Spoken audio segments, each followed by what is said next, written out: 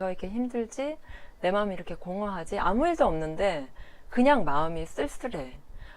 내가 요즘 왜 이렇게 마음이 가을이야? 이러면 내 안에 슬픔이 너무 많은 거예요. 내가 뭔가를 다 책임져야 돼. 내가 이 상황을 어떻게든 바꿔야 돼. 아니면 내가 지금 슬픈데 누구와 이걸 나누지 했을 때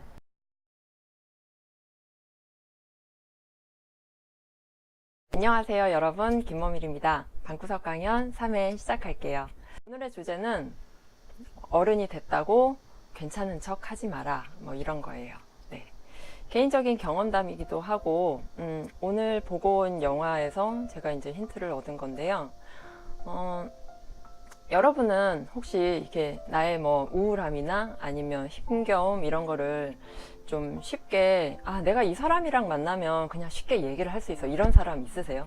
만약에 한 명이라도 있다면 여러분은 아마 외롭지 않으실 거예요. 근데 감정에도 이런 뭐 슬픈 것이나 힘든 게 어떤 결이 다르듯이 그런 걸 또 이슈에 따라서 얘기하고 싶은 사람이 다르잖아요. 예를 들면 부모님 때문에 힘든 거는 내 형제 자매한테 얘기하고 싶은 게 있고 뭐 남편이나 와이프한테 얘기하기 좀 어렵죠.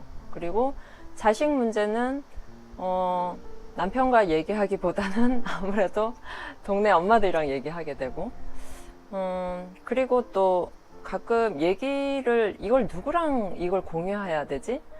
네, 이 얘기는 참 혼자 갖고 있기는 힘겨운데 얘기하기도 너무 힘든 그런 것들도 있죠. 근데 우리가 늘 그런 거를 항상 이렇게 이런 견고한 상자 안에 쌓아두고 있지 않나, 담아놓고 있지 않나 싶어요. 그러니까 특히 가족끼리 뭔가 더 힘들거나 더 슬프거나 더 힘든 걸 얘기를 못하는 것 같아요. 저 같은 경우도 그런 케이스였어요. 제가 25살에 언니가 29이었거든요. 그래서 저는 언니가 한 명 있는데 언니가 결혼을 하고 제가 부모님이랑 쭉 한 10년 정도 같이 살았어요. 처음에 굉장히 좋은 거예요. 제가 막 외동딸 같고 엄마 아빠 사랑도 다 독차지하고. 근데 점점점 시간이 지날수록 엄마 아빠가 이제 저에게 기대고 이러시니까 제가 엄마 아빠를 굉장히 보호해 줘야 된다는 생각이 들고 엄마 아빠만 봐도 눈물이 나고 안쓰럽고 막 이러는 거예요. 근데 그러다 보니까 저는 제 고민을 이야기할 데가 없었어요.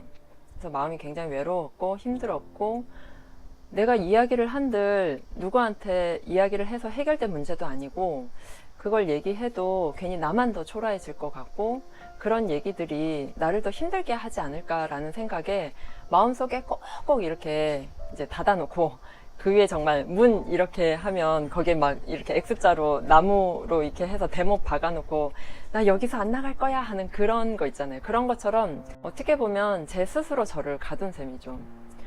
그리고 그런 게 어른이라고 생각했고 그래야 된다고 생각했어요. 내가 느끼는 감정들 일일이 표현하면 안 되고 내가 이렇게 힘들고 슬픈 거 내색하면 안 되고 그게 정말 어른이라고 생각을 했거든요. 근데 그러다가 한번 꽈당 넘어진 적이 있어요. 다 싫고 뭐 엄마 아빠도 다 싫고 나는 왜 이런 집안에 태어났고 나는 왜 이런 환경이어야 되고 나는 미래도 없고 그냥 난 그냥 이대로 끝내고 싶다, 그런 생각을 했던 적이 있었죠. 네. 근데 그 시점에 저는 남편을 만났고 남편한테서 좀 많은 위안을 받고 지금은 많이 좋아졌어요. 왜냐면 사실 상황이 바뀌어도 우리가 어떤 고민이나 걱정이나 불안은 늘 따라다니잖아요. 근데 지금은 그걸 많이 표현하고 그걸 어떤 식으로든 해소하고 풀어내는 거에 굉장히 익숙해진 거예요. 그러니까 옛날에 그렇게 스스로 저를 가두는 거에서 좀 많이 벗어났죠. 예를 들면 예전에는 한 10m 정도의 그 감정을 이렇게 묻어놨으면 이제는 한 10cm 이 정도에 묻어놨다가 다시 꺼내고 다시 마주하고 그걸 수시로 계속 들여다보니까 별게 아닌 게 되더라고요. 제가 얼마 전에 몸도 너무 아프고 힘든데 아이들을 데리고 둘이서 이제 밖에 나갔다가 너무 힘든 거예요, 그날. 그래서 아이한테 막 짜증도 부리고 해서 풀썩 주저앉고 싶다라는 생각에 제가 이렇게 얼굴을 이렇게 감싸고 이렇게 앉아 있었더니 저희 첫째가 와서 그래요. 엄마 속상해? 이러는 거예요. 그래서 그때가 어떤 상태였냐면 제가 수심 한 1m 정도 이렇게 쓱 깊이 들어가려고 이렇게 왜 그런 거 있죠. 난 지금 심각해. I'm serious. 난 너무 심각해. 난 지금 내가 너무 형편없다고 생각해. 그리고 엉망진창이야. 이런 기분, 딱 그 기분이었거든요. 그래서 쑥 빠져 들어가려고 하는데 얘가 갑자기 와고, 엄마, 거기 있어? 엄마 속상한 거 나 알고 있어. 이런 게 막 전해지더라고요. 그래서, 그 말을 듣는데 너무 저의 그 심각해지려고 했던 상황이 너무 싱거워진 거예요. 그러니까 어떤 건지 모르겠지만 제 안에 어떤 게 건드려진 것 같아요. 그래서 이 공감해주는 한마디가 이렇게 나한테 힘이 되고 되게 고마운 일이구나 싶었어요. 제가 오늘 서치라는 영화를 보고 왔는데 아빠가 딸을 찾는 그런 영화예요. 근데 아이가 뭐 이렇게 죽은 줄 알았는데 또 뭐 아니고 이렇게 반전들이 있는데 중요한 건 거기서 그 딸이 엄마를 잃은 슬픔을 계속 간직하고 있는데 아빠한테 말을 못했던 거예요. 왜냐면 아빠도 와이프가 없는 거에 대해서 굉장히 힘들었을 거잖아요. 근데 딸이 힘들어할까봐 오히려 그걸 이제 차단하고 그냥 아무 일도 없는 듯이 원래 아빠와 딸 이렇게 살았던 것처럼 계속 그 슬픔을 차단하고 와이프와의 이별을 직면하지 않으려고 해요. 그 감정에 대해서. 그러다 보니까 딸은 계속 슬프고 엄마가 생각이 나는데 아빠와 얘기를 할 수가 없는 거예요. 영화의 주제는 아마 Mother would be too 뭐 이런 걸 거예요. 그러니까 아빠가 계속 딸한테 이런 문자를 보내요. I'm proud of you. 난 네가 정말 자랑스러워. 엄마라도 아마 그랬을 거야. 근데 항상 그 엄마라도 그랬을 거야를 이렇게 딱 썼다가 이렇게 휴룩 지우거든요. 근데 나중에 이제 딸의 마음을 알고 나서는 그걸 그냥 표현을 해요. 정말 별거 아닌 것 같은데 그 한 줄 문장의 부재로 인해서 우리는 어떤 관계의 어떤 소원함 그리고 외로움도 느끼게 되고 그리고 내가 뭔가 표현하지 못하고 표현하고 싶어도 편안하지 못한 상태로 되는 것 같아요. 그래서 여러분 중에도 혹시 내가 뭔가를 다 책임져야 돼. 내가 이 상황을 어떻게든 바꿔야 돼. 아니면 내가 지금 슬픈데 누구와 이걸 나누지 했을 때 만약에 그 대상을 쉽게 찾지 못하신다면 혼잣말이라도 이렇게 일기를 한번 써보시고요. 그리고 뭐 펑펑 울든 아니면 그냥 그 슬픔을 잠깐 느끼든 그렇게 해보시는 과정들이 굉장히 중요한 것 같아요. 감정은 에너지를 갖고 있어요. 그래서 표현하지 않으면 이 게이지가 점점점 올라가서 이렇게 폭발하게 돼 있는데 저희 아이 같은 경우도 지금 뭔가 뜻대로 안 됐을 때 계속 울음으로 표현을 하는데 이 아이가 갓난아기였을 때는 뭔가 욕구를 표현하는 거라면 지금은 감정을 표현하는 거거든요. 근데 우리가 자라면서 우리는 남 앞에서 울면 안 되고 공공장소에서 울면 안 되고 함부로 슬픔을 드러내지 않는다라는 이런 이상한 감정에 대한 학습이 있다 보니까 감정을 자유롭게 표현을 못하는 거예요. 그렇게 억압되고 억제되고 참을 버릇을 했던 그런 슬픔들이 내 안에 점점점 쌓이면 그게 이제 마음에 어떤 골이 생기는 거죠. 깊은 골. 수심 10m짜리도 생기고 1m짜리도 생기고 뭐 50m, 100m짜리도 생기고 그러면 마음에 그렇게 구멍들이 많아질수록 나는 점점 더 외롭고 점점 더 힘들고 공허해지고 근데 그 공허함을 채우려면 결국엔 그 에너지를 밖으로 꺼내서 분출해야 되거든요. 근데 이 딱 대학교 졸업하고 회사를 다닐 때 한 20대 후반, 30대 초반 요맘때가 그런 게 잘 또 안 됐던 것 같아요. 그러니까 결혼하고 살면서는 오히려 저 같은 경우는 나아졌어요. 물론 저절로 나아진 건 아니에요. 그러니까 감정에 대한 공부도 하고 내가 왜 이렇게 힘들어할까 이런 생각도 하면서 조언도 구하고 책도 보고 스스로 공부하고 제 어떤 상태에 대해서 계속 대면하려고 애썼기 때문에 감정을 흘려보내야 된다는 걸 알았기 때문에 아마 많이 상태가 좋아졌을 거예요. 근데 여러분 중에서도 아마 내가 왜 이렇게 자주 외롭지? 내가 왜 이렇게 힘들지? 내 마음이 이렇게 공허하지? 아무 일도 없는데 그냥 마음이 쓸쓸해. 내가 요즘 왜 이렇게 마음이 가을이야? 이러면 내 안에 슬픔이 너무 많은 거예요. 그럴 때 그 슬픔들을 하나씩 하나씩 꺼내야 돼요.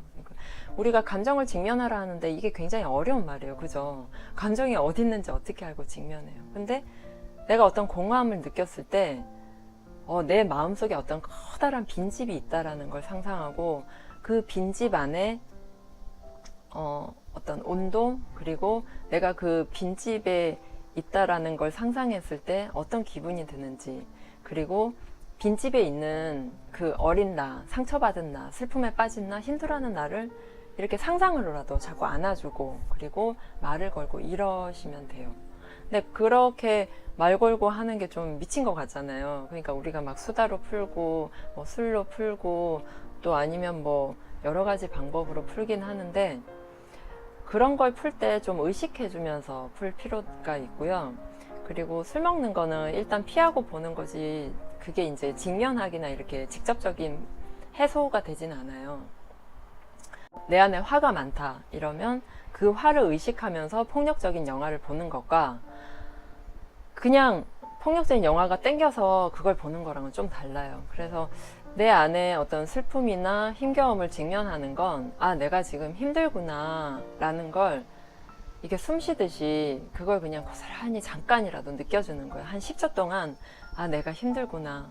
거기에 생각을 보태지 말고 굳이 나를 그 안에서 꺼내려 하지 말고 잠깐 거기에 담궈뒀다가 그 에너지를 밖으로 이렇게 흘려보낸다 이렇게 생각하고 의도만 가지셔도 그 슬픔과 외로움이 줄어들어요. 그 에너지가 내 안에서 그런 에너지가 줄어들면 10m의 어떤 수심 10m에 내가 꽁꽁 처박아둔 나의 슬픔, 외로움, 좌절, 힘겨움이 있다면 그게 9m, 8m, 7m 이렇게 돼서 그게 이렇게 점점점 이 수심이 낮아져요.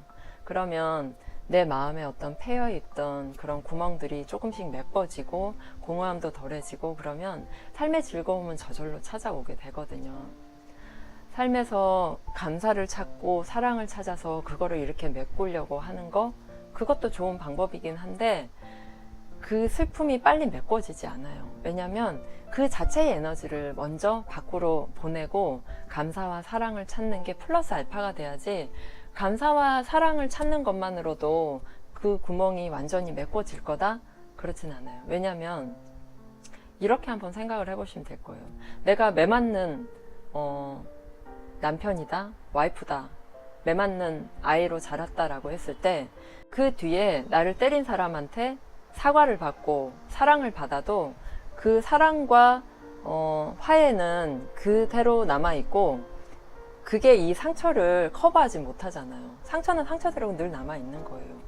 내가 지금 건강하고 정말 너무 잘 살고 있지만 과거에 힘들었던 시절이나 기억 그 감정에 대해서는 고스란히 남아있는 것과 똑같거든요. 그래서 여러분이 만약에 지금 마음의 날씨가 가을이라면 여러분 안에 있는 외로움, 슬픔, 힘겨움을 이 안에 있는 것들을 자꾸 꺼내서 밖으로 내보내세요.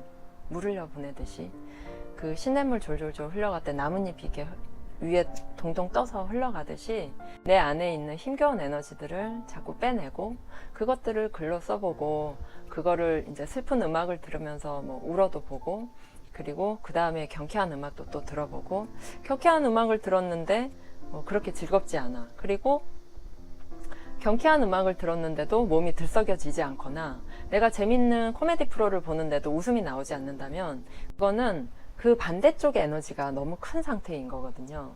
그러면 좀 더 슬픈 노래를 듣고 슬픈 영화를 보고 그냥 우는 걸로 그 에너지를 좀 빼내고 그 다음에 좀 차분한 시간을 갖고 다시 나의 삶에 즐거움을 가지시는 게 좋을 것 같아요. 오늘 날씨가 너무 좋더라고요. 하늘에 정말 구름 한 점 없는 파란 하늘이었는데 여러분이 쓸쓸한 가을이 아니라 화창한 가을 하늘 같은 날씨가 되셨으면 좋겠어요.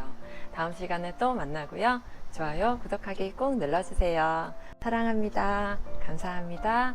여러분 다음 시간에 또 만나요.